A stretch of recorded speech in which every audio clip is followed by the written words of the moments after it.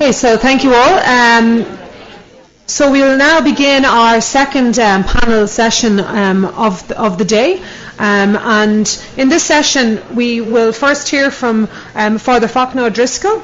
And Father Fachtna is a society leader of African missions in Ireland for the last 10 years. And prior to this, he has 20 years of experience in West Africa. He's played a very prominent role in a range of development issues for the last 30 years in Africa and in Ireland. After Fachtna speaks, we will hear from Dr. Lorna Gold of Trocaire. Dr. Lorna is a graduate of University of Glasgow, has over 6 years of experience at a senior level in advocacy and in leadership, and is responsible for editing Trocaire Development Review and providing public policy analysis on key strategic issues. Is that all correct? Yes. Then we'll hear from Don Sexton, who's a civil servant responsible for Africa and Irish Aid in the Irish Aid programme. And prior, he was a principal officer in community and governance policy structures. And he has a very interesting perspective to bring in Ireland and in Africa on development-related issues also. So again, 15 minutes per speaker, and I'll let you know when there's 2 minutes. Thank you.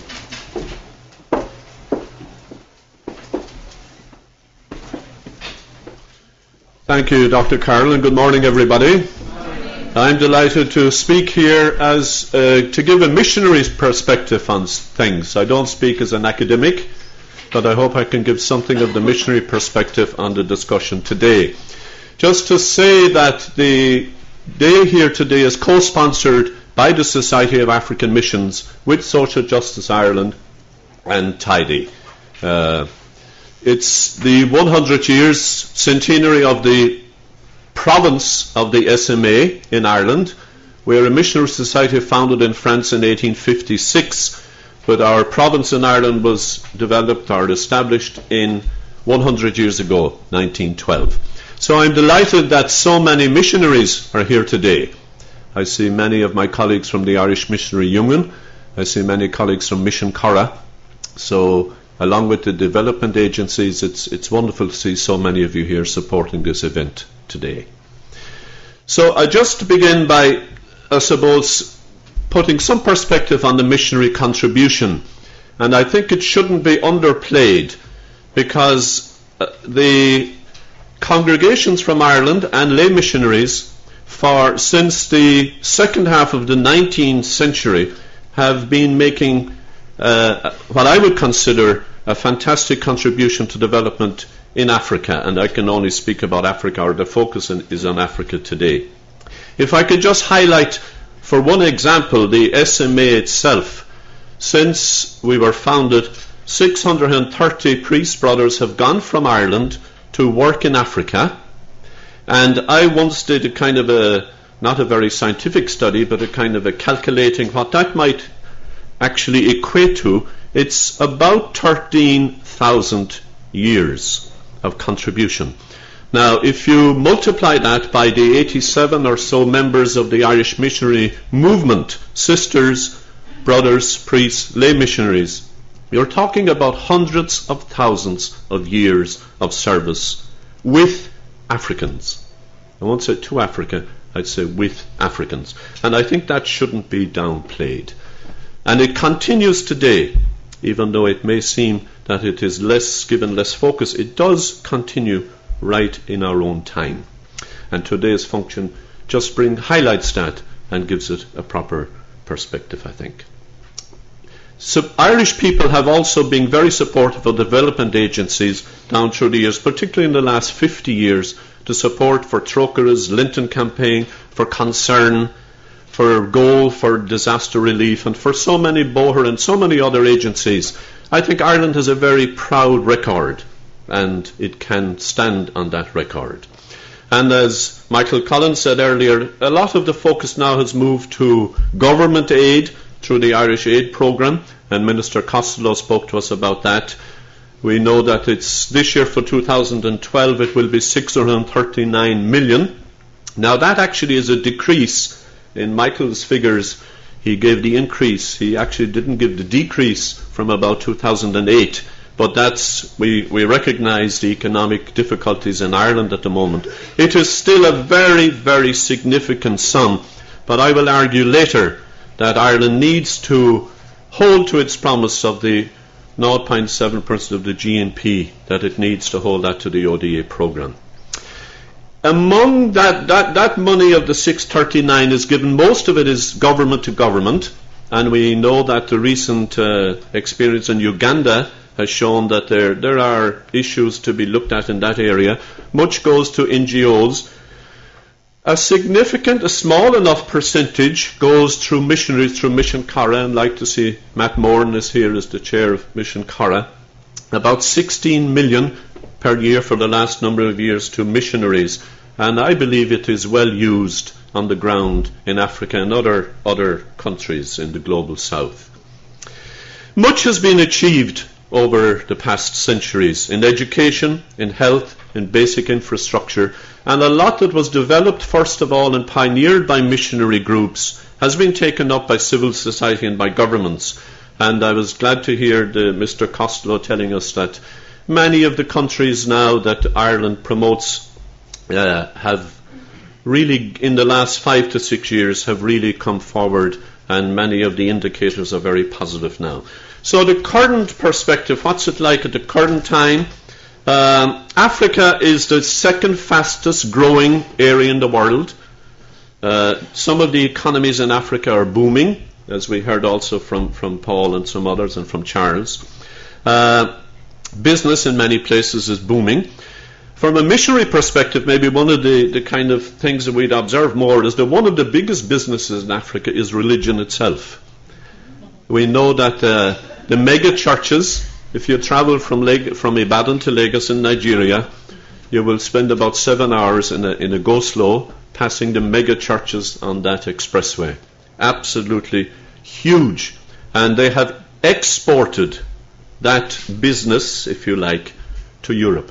We have many churches in Ireland at the moment who were born, if you like, in Nigeria and other places. It's just commenting on that, and it's not a value judgment in any way. The second thing is that in Africa, 2 countries predominate. That's South Africa and Nigeria. Between those together, they account for a half of the GDP of the entire continent. And I think, I might comment on that a little bit later too, but I think it is significant because it does have indicators that we need to take account of. There are tensions in both of those countries, obviously, as in all countries. Tensions in Nigeria with the inter-religious and the Boko Haram and all that. I'll speak about that again later. But in South Africa too, I just read a statistic during the week that even though the income of the black population in South Africa has doubled in the last 10 years, it is still only 1/6 of the income of the white population. That's generic figures now. And 20 years after the collapse of the apartheid system, I think that says something about sustainability and equality issues that Paul Welch was speaking about earlier. Another important indicator today of the current situation is the trade between Africa and the rest of the world.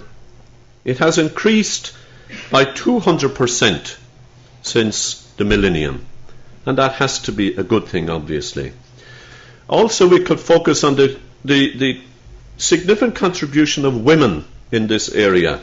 I was travelling recently to East Africa, and on the plane I picked up, as one does, a copy of a newspaper, the International Herald Tribune, and actually it had in that edition a special report on young African women entrepreneurs. And it was very enlightening, the significant contribution of women in entrepreneurial activity in Africa at the moment. Having said all that, and we refer again to the issue that the poorest and the most vulnerable are still very much at risk. There are huge disparities always. Those of us who go to Africa, who live in Africa, can see it with our own eyes every day. Many, or some at least, live in mansions, but millions live in severe disadvantage. 920 million people in the global south still live on $1.25 per day. And in a world with so much resources, that's an appalling statistic still. So what are the challenges? Many challenges, of course. The first one is that the Millennium Development Goals, they won't be achieved by 2015 anyway. But I was glad to hear, or interested to hear from Charles, that many governments, all the governments really, are keen to continue to strive to achieve them, or whatever name they might be given post-2015. But perhaps the most important point I want to make on the challenges today is that the dominant economic model that we've lived with in the world for the past half a century or more, it is not sustainable, and it will not bring better future for all. It hasn't done so in the past. Working in Nigeria in the late 70s, early 80s, when the IMF imposed the structural adjustment stuff, and Paul spoke about that earlier, you could see on the ground the horrendous effects of that. And we're experiencing that a bit in Ireland at the moment, and it's just not sustainable, and it's not likely to do so in the future.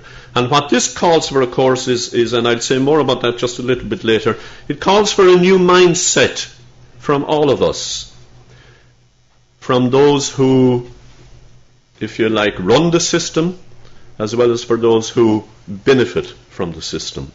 The dominant model is just not sustainable.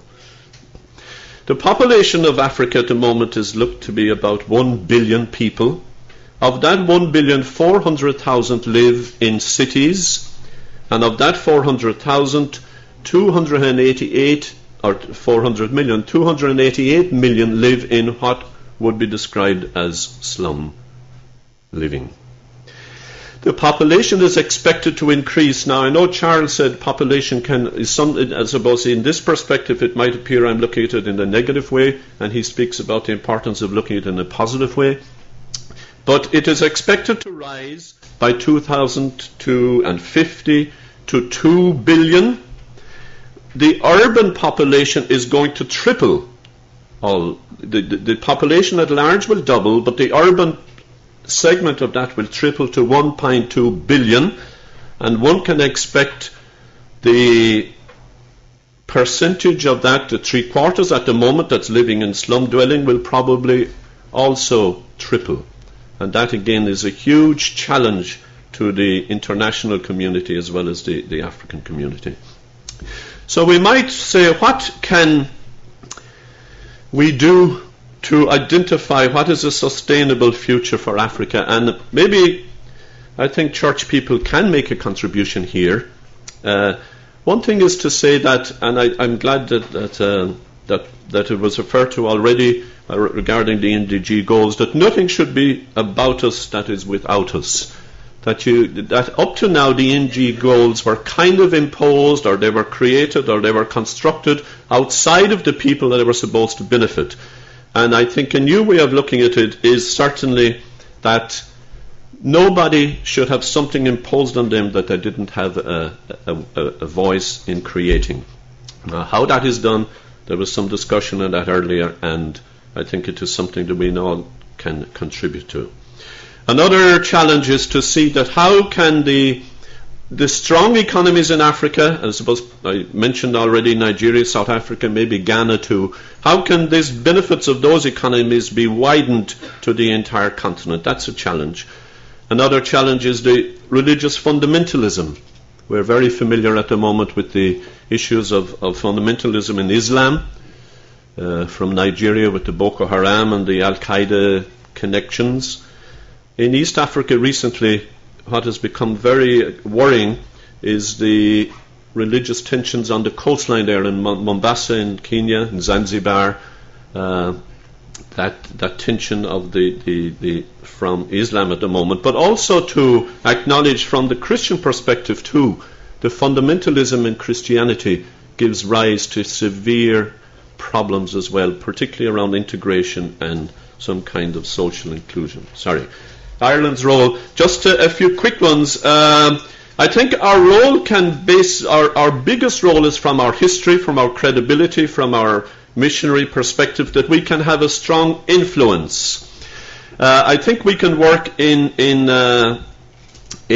Europe to influence the European system, to promote Africa, to promote fair trade with Africa. We are told that Oxfam had a figure recently that goods from the global south are taxed 4 times at the rate of goods from the north. So Africa, Europe can do something about that. And among missionaries, there is an organisation called the Africa-Europe Faith and Justice Network that works at trade issues between Africa and Europe. Also, I think the important point is that there needs to be a more development model for the whole world, not just for Africa. But the model, I said that earlier, it's unsustainable anywhere. I think that the recent American election, we saw that there are parts of that country that are in huge decline because the model that is being lived out there is unsustainable. And it's unsustainable for a world. And if Africa is to gain, the whole world has to gain. And the present system is just not sustainable. Maybe 1 or 2 last points. The corporation tax system. Again, it's about fair trade, it's about taxation. This was mentioned earlier. But if profits made in Africa were taxed in Africa and given to the African governments, there would be no need of ODA at all. It's a multiple of what's given in ODA. So what comes out of Africa in tax evasion, if you like. And Colin Kinna had an article on Tuesday's Irish Times actually on this, which was a very, very powerful one. That's something. The other one maybe is the debt relief. And again, we were talking about that earlier, Paul. There's been going on now since the Jubilee campaign in 2000. But things are moving, and Ireland is playing a good role, I think, at that at the moment, and we encourage that. Finally, and maybe there are other points that I'm forgetting, but that to encourage the government to continue with that promise for the 0.7% of GNP. I think it is possible. I know it's difficult, but Irish people have said in various surveys that they do support ODA in spite of the difficult climate we live in. So thank you.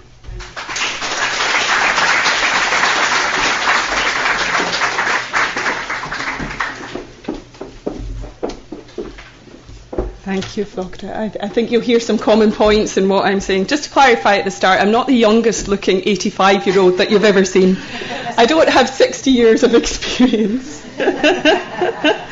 I've been in Trocaire for 10 years, but as you'll hear from my accent, I'm actually from across the water, from Glasgow. The topic of today's conference is very timely indeed. As the Minister said at the start of the conference, in January, Ireland will take up the presidency of the European Council. And top of the agenda in terms of the kind of international relations part of that is some key decisions on the direction that the post-2015 framework is going to take. And I think it's fair to say that where things are at the moment, it's all over the place. I think Paul alluded to the very short time frames, the fact that we have multiple consultations happening in parallel in a range of different continents. In fact, you could probably go as far as saying that the post-2015 framework has become a new industry within the development sector in its own right. There's almost a race on, a competition to see who can come up with the best next thing for the global framework. Now that's probably a bit cynical given that I've been around for too long in the development policy arena, but it's just something worth bearing in mind, and it's not to undermine the importance of coming up with a framework. But I think we need to be realistic and focus on what needs to be in this framework. We've already talked a lot about the MDGs, where they came from, and it's interesting to hear Charles because I think there's very different histories of where the MDGs came from. Looking back at the year 2000, I think you could say that the Millennium Summit that happened in 2000, the signing of the Millennium Declaration, which then gave kind of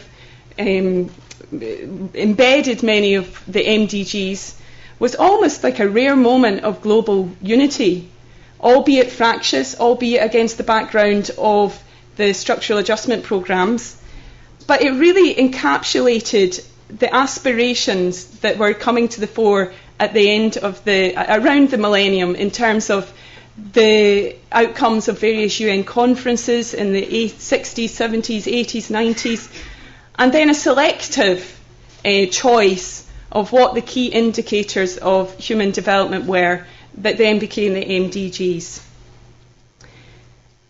Right from the start, Trocaire had a very ambivalent attitude towards the MDGs, and I won't go into all that history. As part of preparation, I dug out this report, which I was very involved in for the review in 2005, which has the title, More Than a Numbers Game, ? Which really looks at some of the positives of the MDGs around, as Paul said, they're all outcomes that we all believe in. They're all things that we really would value. They're encapsulated in a lot of UN conference outcomes.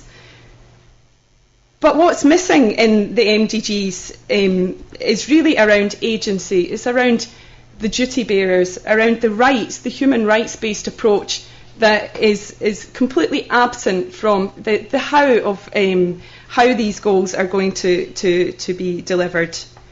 And not only that, I think if you analyse the goals, you look at the first 7 and you see that the first 7 are very kind of laid out in terms of goals, timeframes, and then operational.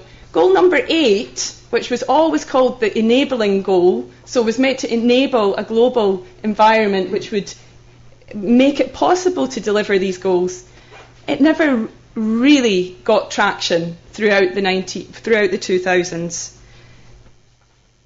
What the MDGs did do, and they were really successful, so Trocaire decided we would live with them. They were a political compromise, good, not great, but they could have been an awful lot worse in terms of where the global goals.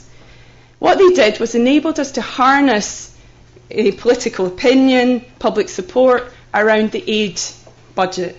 That was the one thing that this enabled us to do. It enabled us to increase the level of public support and then the support of like-minded governments.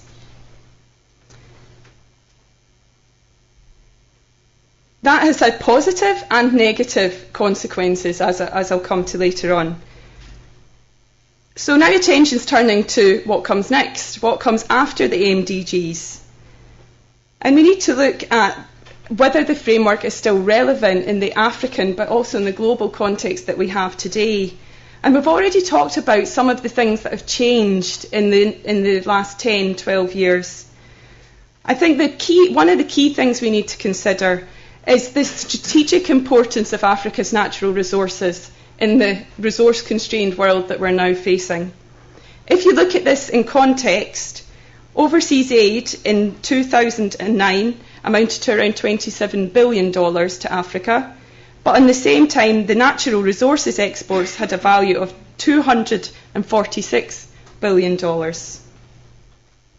There's talk now within global institutions like the World Bank. Their annual report last year talked about Africa being on the brink of takeoff, much like China 30 years ago and India 20 years ago.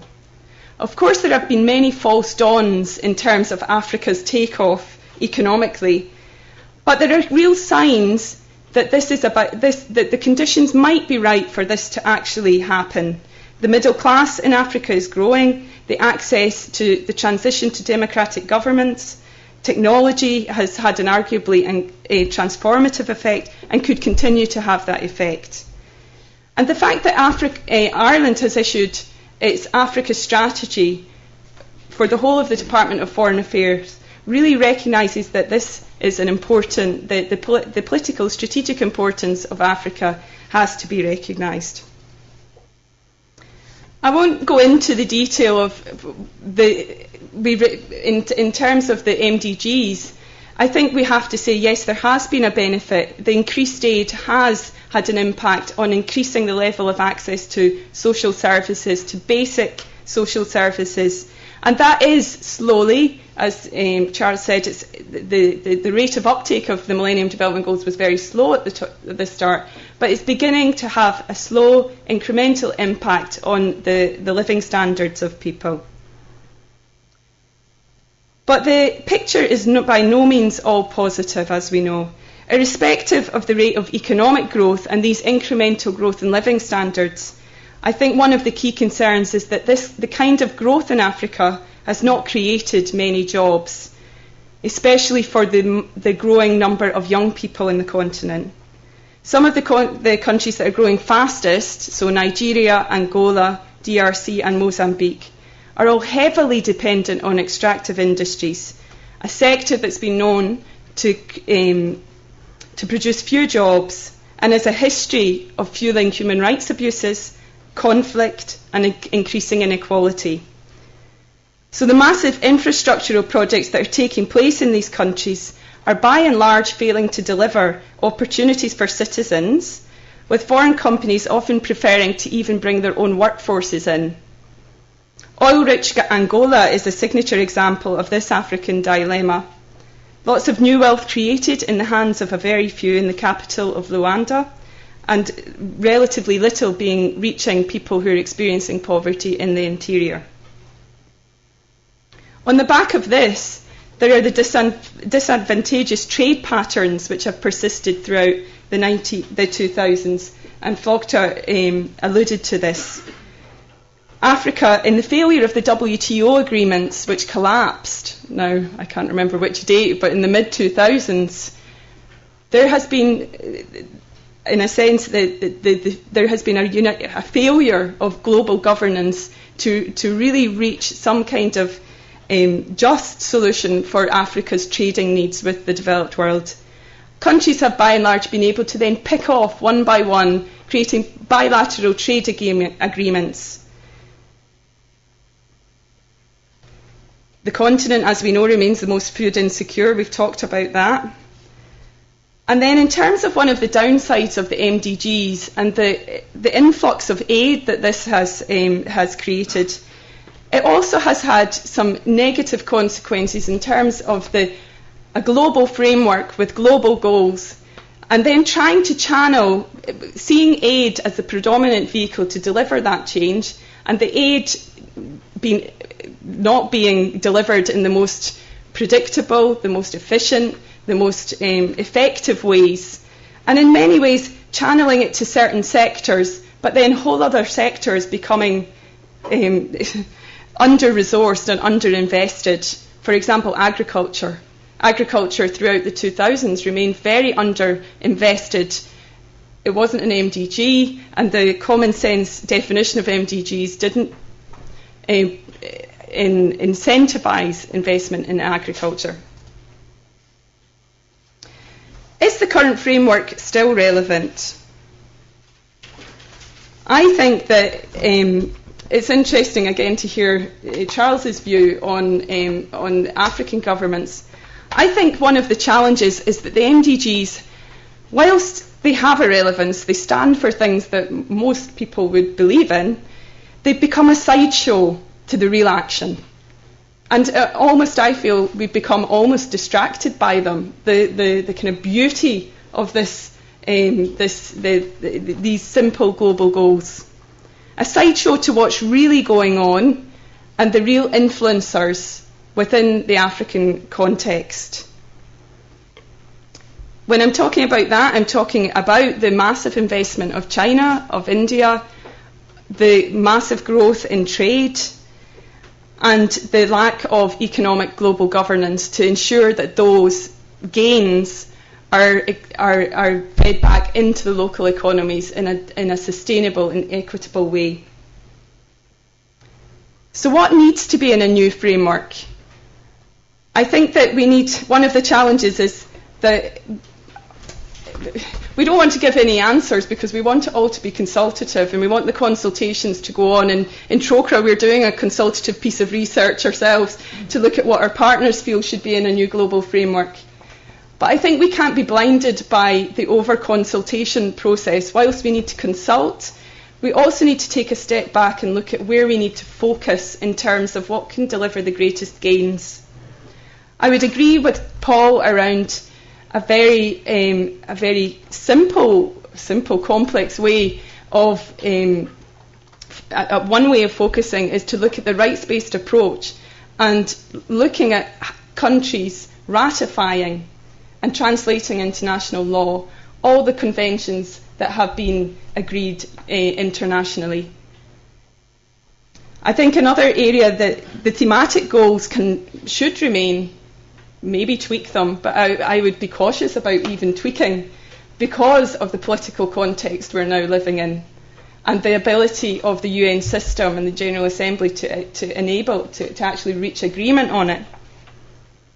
I think, however, we really need a global framework which delivers a number of critical things if it's going to be relevant today.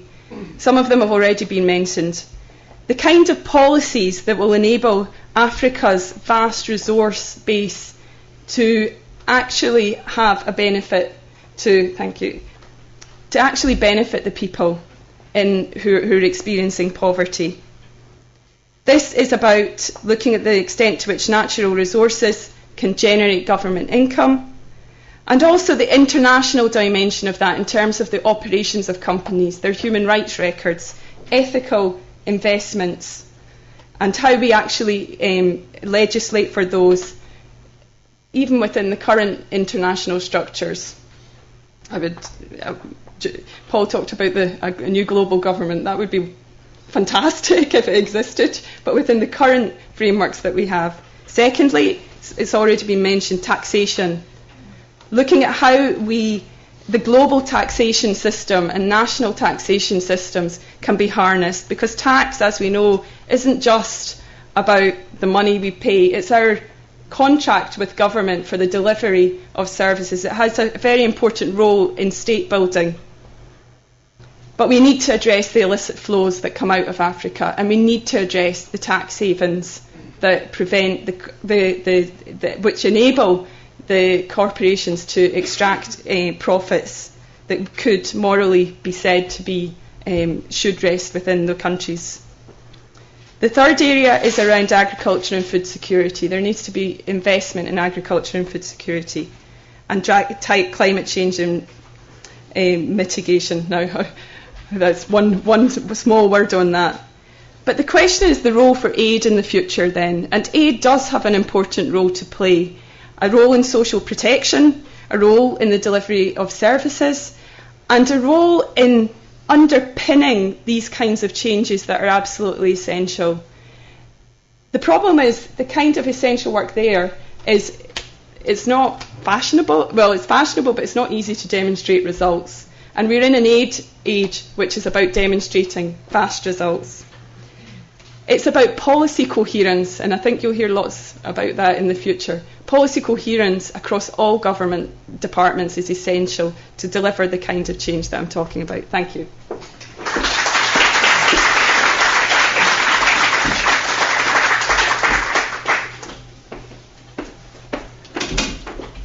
Thank you, Chair, and good afternoon, everybody.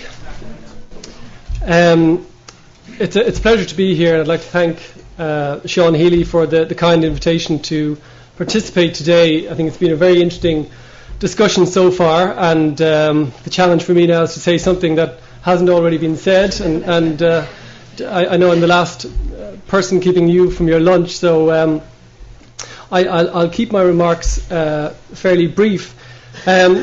Earlier, at the beginning of the conference today, the Minister of State, Minister Costello, outlined the government's position in relation to the MDGs and the post-2015 framework for global development, and he also set out the approach being taken in relation to the Irish aid programme and the white paper review. So I won't cover that ground, and I think just in my remarks I'll focus a little bit on the Africa strategy which the Minister Costello referred to, and maybe go back to Carol Newman's introductory remarks in relation to the points about the challenge for getting the private sector involved in the sustainable development of Africa, and how do we do that without squeezing ODA and without creating an expectation that ODA needs to deliver in terms of private sector development, and that there has to be something in it for the private sector.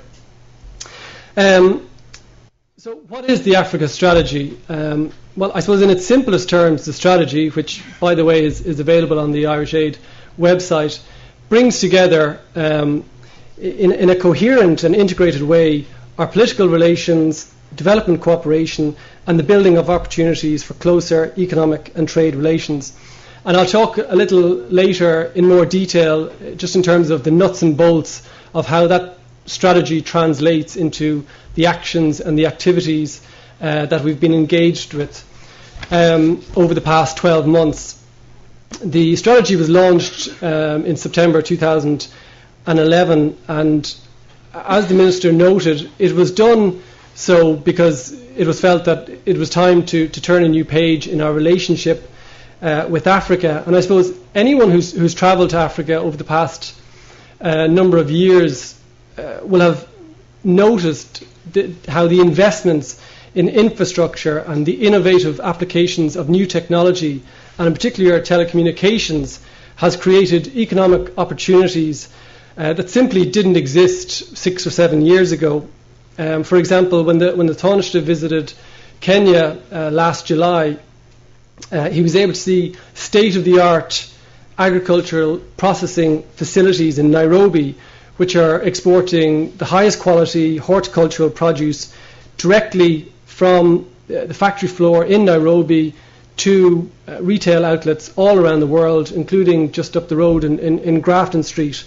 And it's because the infrastructure is in place and the roads and the networks and the telecommunications are all there now that businesses can develop, and that investment will flow in and create new businesses that are generating cash for local economies, that are providing employment and well-paid employment for thousands of skilled and unskilled workers, and also creating a sustainable market for local farmers, which is very important. And as we know, in places like Tanzania and Mozambique, when you have a bumper harvest, there's often up to 40% of the harvest lost, simply because there's no market, there's no outlet for all of the produce.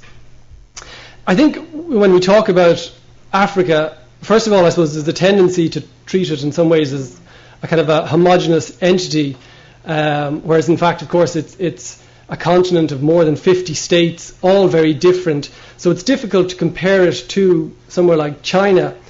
And I think there's also a tendency sometimes when we talk about trade in Africa to put on the rose-tinted glasses and to cherry-pick particular statistics and particular facts and figures, which ignores all of the difficulties and the ongoing problems that continue to create huge challenges across Africa and continue to require ongoing support and tackling by the international community. And we're seeing that most recently, I suppose, in Mali, but also this year in the Horn of Africa and in other parts of Africa. But I think on the macro level, it is fair to say that in terms of democratic governance, this is becoming the norm in some, but not all parts of Africa. And it was interesting, I noted there was Ronan Lyons, the economist, last week quoted research which pointed out that in 1975 there were only 2 democracies in sub-Saharan Africa, Mauritius and Botswana, and now there are 19 democracies and 11 countries that could be described as democratic leaning. And from a situation in 1975 where 6 out of every 7 countries in sub-Saharan Africa was a dictatorship, today we only have what are regarded as 2 autocratic countries. So there has been huge progress at the macro level in terms of governance. And there's been progress in terms of economic growth. In the last number of years, we've seen economic growth of almost 5%. And with this growth has come new opportunities for trade and a stronger role for emerging economies in world affairs. And as Fachtna pointed out, sub-Saharan Africa is now the second fastest growing region in the world after Asia, with 6 of the top 10 fastest growing economies in the world, albeit from a low base and coming from those lost years that were referred to earlier on. And I think Charles referred to the good demographics that exist in Africa and the fact that the average age in sub-Saharan Africa is 19 compared to 32 in the BRIC countries and 41 within the EU. And by 2050 it's expected that there'll be 1.2 billion Africans of working age, and also by that date that 80% of the population in 14 African countries will be in cities, and it's in the cities that people can take advantage of all the technological applications and the telecommunications and the opportunities for greater trade. So the question, I suppose, is how does Ireland, through the Africa strategy, respond and support these emerging opportunities across Africa? And in implementing the strategy, the Department of Foreign Affairs and Trade identified for this year a series of 5 objectives, I suppose, to be pursued. And I'll just mention these in a little detail.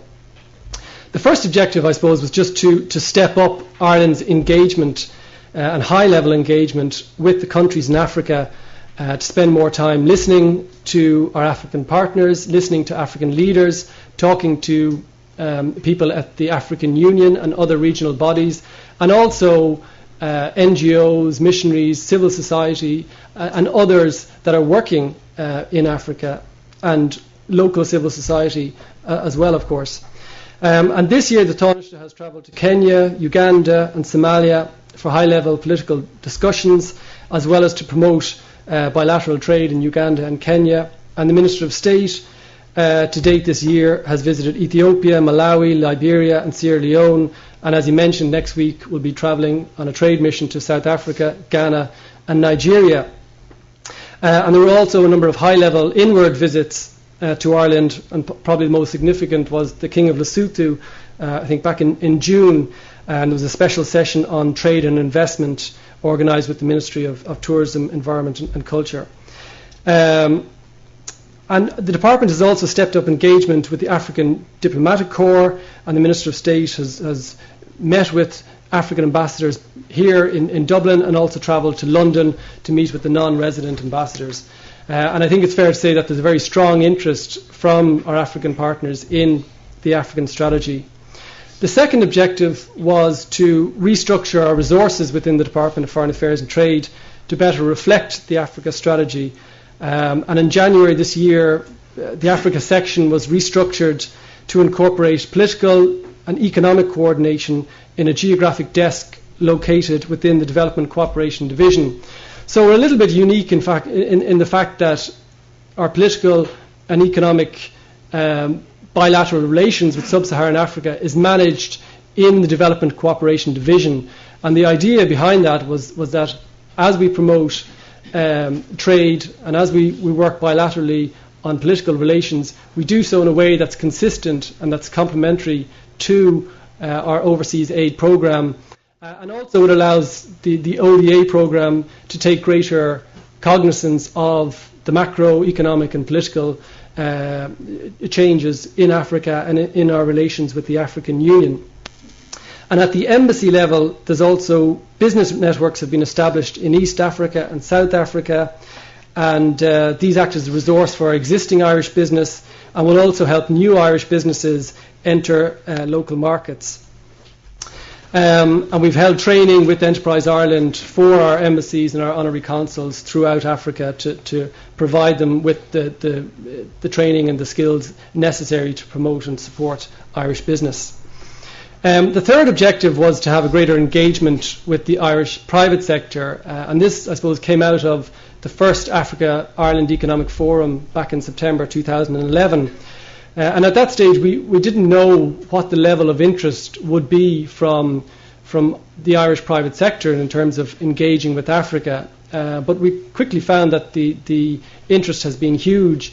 And at our most recent forum on the 22nd of October, we had about 140, 150 companies, Irish companies represented, as well as 25 embassies, delegations coming from Africa, and also partners from NGOs and other stakeholders all coming together to talk about trade. And I suppose one of our biggest assets in promoting trade is the fact that Irish business is as interested and is as hungry for trade with Africa as African companies are. So there's a lot of interest on both sides, and I suppose our role is to bring people together and let business people talk their own language, but also to support it in a way that is sustainable and is ethical, and is complementary to the principles of our aid programme. The fourth objective was the establishment of an Africa Agri-Food Development Fund, and that was launched back in April by the Taoiseach Minister Coveney and Minister of State Costello.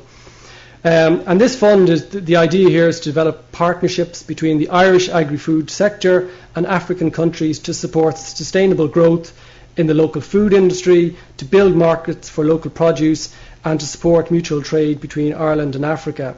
And it's a joint project with the Department of Agriculture and Food and the Marine. Both departments have put $1 million into the pilot phase, which is working in Tanzania and in Kenya.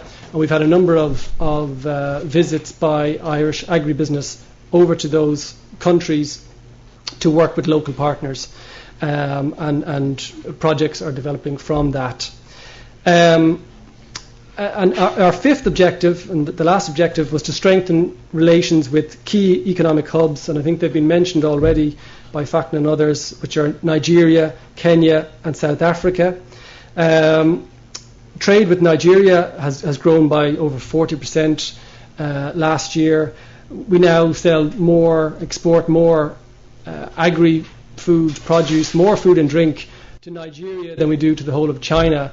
So it's a huge market, the potential is great, and Irish companies are going out there and forming partnerships with local companies, which is what we want to see, so that they have skin in the game and that they have an investment in the long-term sustainable growth of the markets there. And Kenya is also an important gateway to the East African community, which includes Tanzania, Uganda and Rwanda. And South Africa is one of our 27 priority countries worldwide in the government's trade strategy, and the Minister of State will lead a trade delegation there next week, and that will be followed by high-level political consultations.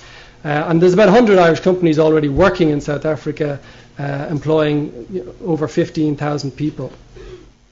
So maybe just to conclude, I suppose the point has been made, and I think one of the themes maybe emerging from today's discussion is that the private sector alone won't solve the challenges in Africa, but nor will overseas development assistance on its own. We need both, and we need support for governance and other factors as well. But it is one part of the jigsaw. And the overriding focus of the department in relation to Africa is to continue to play a leading role in the concerted efforts to achieve the Millennium Development Goals and to create a new framework for international development post-2015 through the Irish Aid Programme and through our engagement with the EU, the UN and elsewhere. Thank you.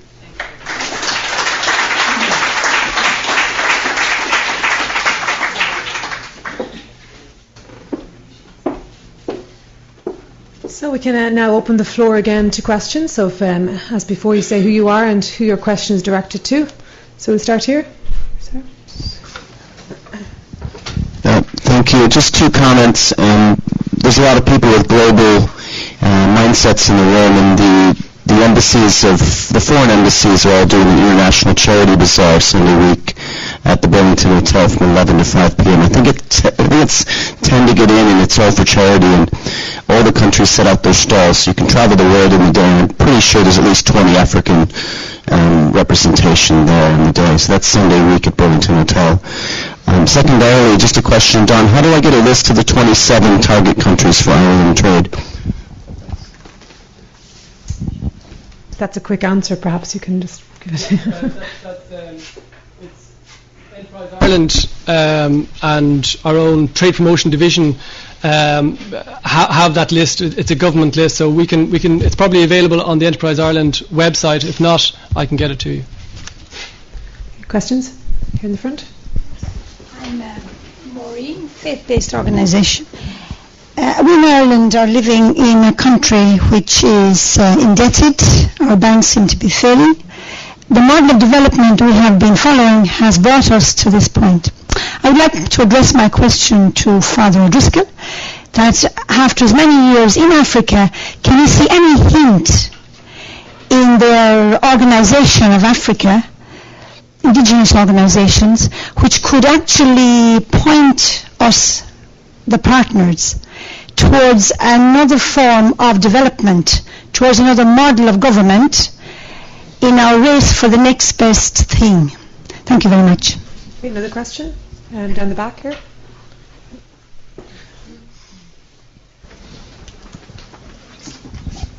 Hi, my name is Jan Spillane. I'm a student in the Masters in Development Practice Programme.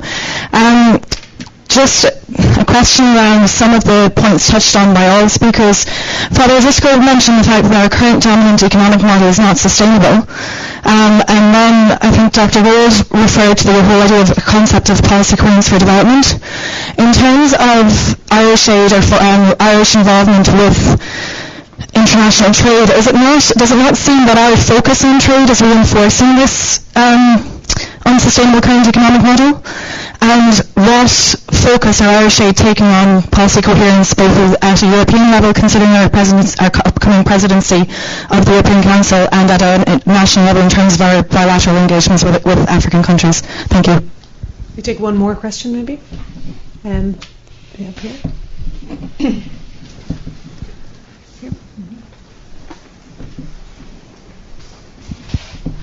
Hi, my name is Giselle. I work with Land O'Lakes International Development in the U.S. and my question is for Mr. Sexton because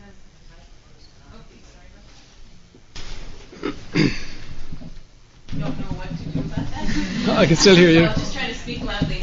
You were talking about how Irish businesses are just as hungry for trade with Africa as African businesses are. And I was hoping you could tell us if those businesses from the Irish perspective are focused on just a few industries, if there's a wide range, and whatever it is, if you see that changing in the near future, or if you see it staying focused within a few specific industries. Okay, thank you. And Martina, you had a question? Maybe we'll... A very brief one, really. It was reached on, and just over the years, Irish Aid has typically used a lot of external consultancy services for very good reason, in that they would have needed a lot of external expertise.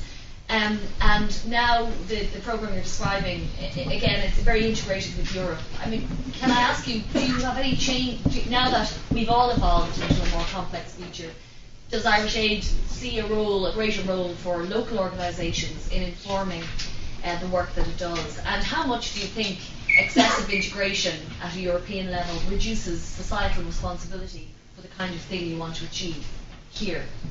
Just repeat how do you balance? What I'm asking you really is, how does Irish Aid have any thinking around how to balance the degree of European and global integration in aid programmes that's required to have a kind of a build-up of momentum? How do you balance that with maintaining a degree of societal responsibility locally for the work that you do? Okay, thank you. We'll go to our panel. Perhaps Father Fachtna, you could... Thank you for such a simple question to deal with. But it does allow me to make a point that I actually intended to make in my few words that I think I didn't highlight enough. And that is that I think what Ireland can promote, and maybe from the missionary perspective this is something from our history, is a positive image of Africa. And maybe I didn't stress that enough. From visiting Africa, from being in Africa, I think many people have spent many more years there than I have. But the African people have an extraordinary ability to recover from serious, very appalling situations. They have a fantastic positive spirit. Sometimes I suppose it is...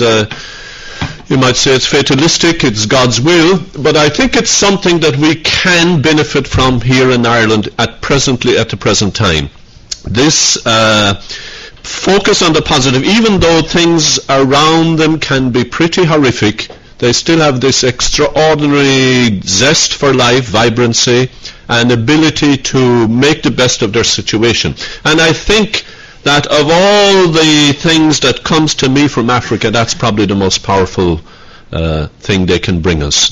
The other aspect, of course, is the community-based structure of life. There can be, you can see it in the church structures first of all, but also in the social structures. There is, of course, also a downside to that. and I think Don made a point that's well made, that Africa is not one monolithic structure. It's obviously a huge combination of thousands of different ethnic groups, and even within nation states there are huge disparities and differences between one, what we used to term tribe, than another. But these are very important even at the present time.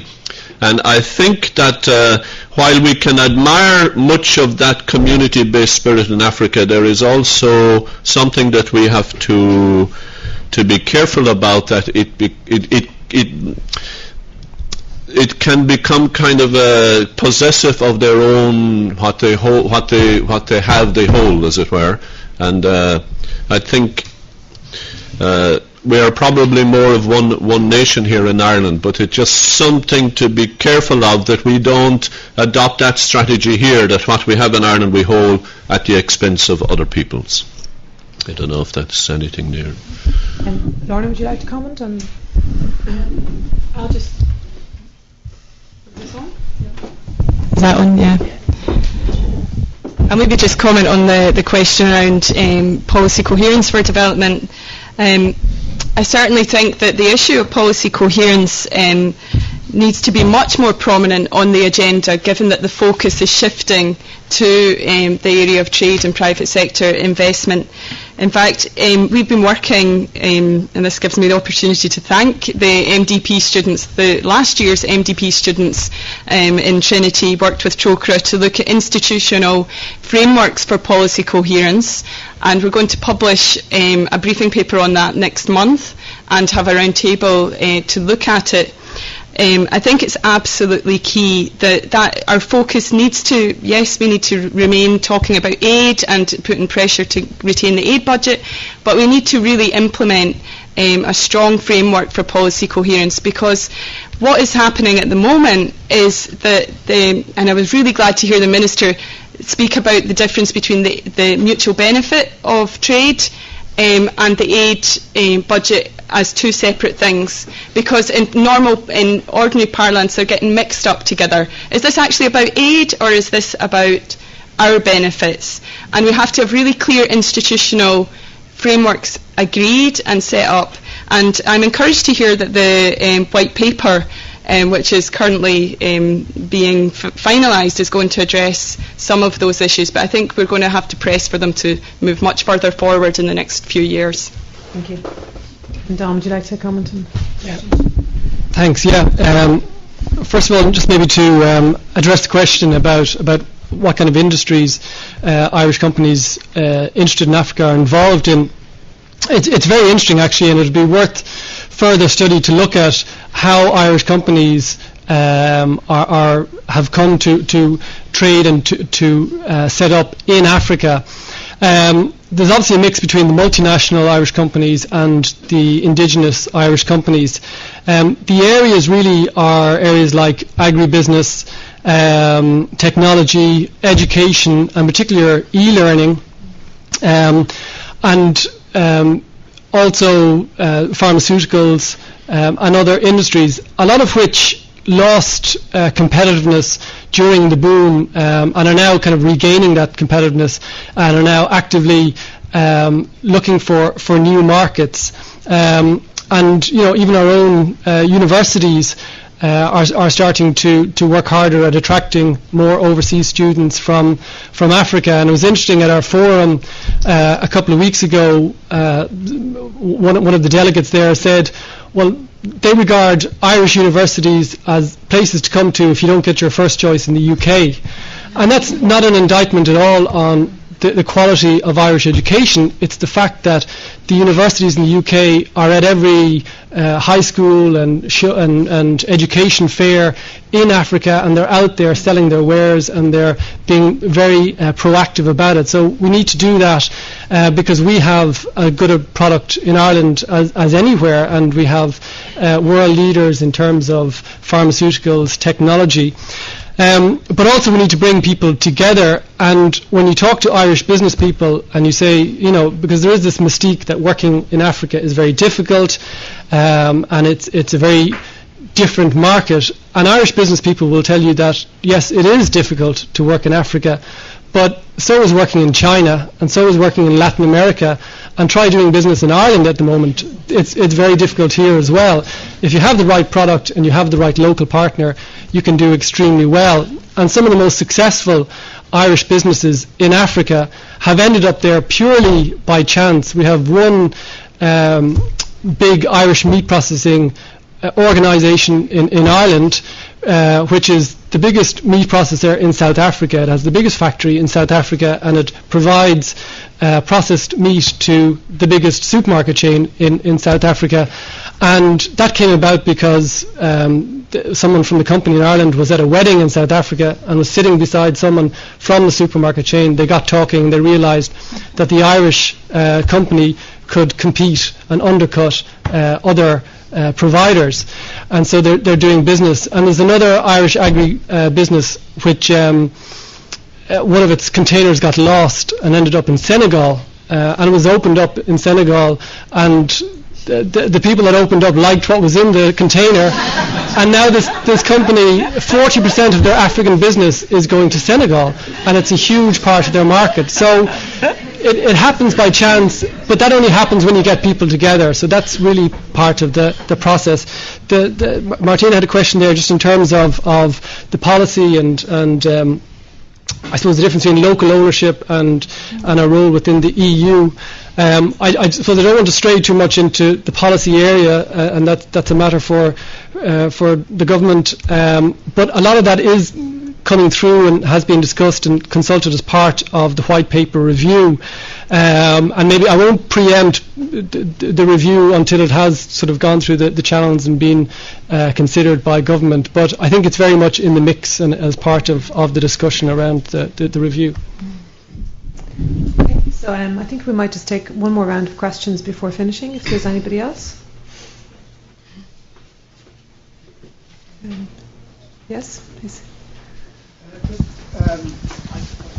My name is Patrick Davey. I was involved in one of the African university in Fort Portal, Uganda. The question is, if African countries are going to be equal partners in this trade development, how much weight does Irish Aid put on making sure that the education level of Africans is sufficient? Therefore, how much aid would go not into primary education as dependent on the MDGs, but onto secondary and particularly university and higher level education? Without that, this won't work, I don't think. Maybe one more question? Carlos, maybe have a question. Charles Abugri. One piece of information and another, there's a quick question. The piece of information relates to the natural resources sector. I think a point that Lorna has been making a lot. This is the one area there's been quite a bit of work. There is something called African Mining Vision. It relates to, it's an attempt to look at the total economy around the mining sector or the natural resource sector in a manner that just doesn't look at the top with processing and big business, but how the sector, since it's getting so dominant, can be a subject to small and medium enterprise development. So the services around a business, the entire procurement sector and so on. And I think there is knowledge of the African Mining Vision, support for that vision at multiple levels could be very helpful, including work by NGOs. The question I wanted to ask is Dr. Sexton, on this issue of ethical business. In my Christian Aid days, I had hard time defining it, but so we came down to say maybe the best guidelines for ethical business, companies should just declare their profits without hiding them and pay their appropriate taxes and do with the rest of them, as long as they don't oppress their workers, they can do with their money the rest of it as they wish. But there's another issue, which is that since the mid-80s, the private sector in many of African countries has been engineered partly by the privatization agenda of the World Bank. And it's engineered in a way that the people who run the state are also the biggest players in the private sector. So in your search for private sector, how do we avoid that you are actually strongly reinforcing this level of patronage-driven businesses? Thank you. So I think maybe Don. Thanks. I'll address first the question on education. I think it's an important one as well. I suppose the focus of the Irish Aid Programme has been always on the poorest of the poor and ensuring primary education for those that don't have access to education. I think that's consistent with the MDG goals of access to education. And also, I suppose, it follows the tradition of the Irish missionaries whose focus was always on providing education at primary level, in particular to those that didn't have access to primary education. But we